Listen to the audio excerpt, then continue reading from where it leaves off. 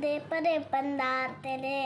मंगल मेहर दा बख्शियो दान माता बुध बुद्धि तेरे विच प्रकाश होवे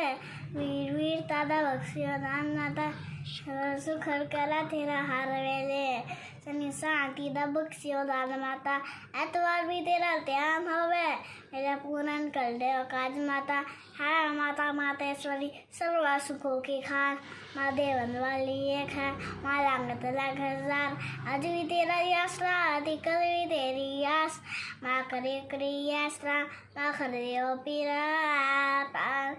माँ मेरी सच्ची माता दी दानी साही जय।